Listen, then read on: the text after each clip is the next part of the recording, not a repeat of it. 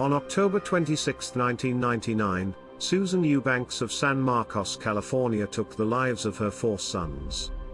The boys, ranging in age from 4 to 14, were all shot in the head. She then turned the gun and shot herself in the stomach. According to her defense lawyers, she shot herself as a result of an attempted suicide. Only one other person was in the home at the time of the killings, Ms. Eubanks' 5-year-old nephew, who was found unharmed. After spending the day drinking with her boyfriend, and taking Valium, they began to fight. Once home, Eubanks then slashed 2 tires on his car and refused to let him in the home. He called the police and they then escorted him to the home, where he removed some belongings and left. According to her defense team, this was the catalyst of the killings. They claimed that it was then that she lost control of her mind and body. After warning one of the boys' fathers as to her diminished mental state, the father then called the police department. He asked the sheriff's department to check on the children.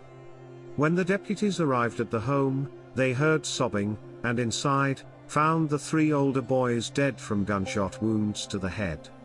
The youngest was not yet dead, so an ambulance was called to the scene. They then found the 5th child, her nephew, unharmed. They also found Susan Eubanks sobbing and suffering from a self-inflicted gunshot wound to the stomach. She was also sent to the hospital. Unfortunately, the youngest victim died later that day.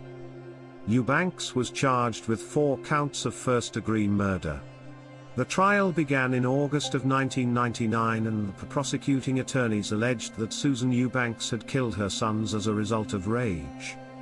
The rage was a result of anger felt toward their fathers and the boyfriend, whom had all chosen to leave her. It was claimed that she felt the desire to seek revenge for the failure of the relationships, that she had wanted the fathers to also know the pain of losing those that had been loved. The defense lawyers claimed that the murders took place as a result of blacking out, that caused her diminished state of mind. She was not in control of her actions. It was claimed that after spending the day drinking and using prescription drugs, along with past heartaches and current domestic disturbance, that she then became a robot, and did what she thought would remove her pain. During the trial, it was noted that there had been allegations of child abuse and talk of revenge prior to the murders. Prosecutors claimed that she was not suffering from a blackout because she had to load her weapon twice before she had finished, thus giving her ample time to realize what she was doing and stop. It was also noted that while she had killed her son's execution style, she had only shot herself in the stomach. It was noted that she surely would know how to kill herself, after murdering 4 others.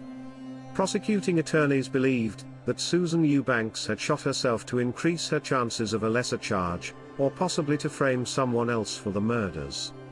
In August of 1999, after just 2 hours of deliberation, the jury found her guilty on all 4 counts of first-degree murder. After 2 days, they returned with the sentence of death. The judge agreed with the sentence in October of 1999 and Susan Eubanks was then transferred to the Central California's Women's Facility, where she now remains on death row.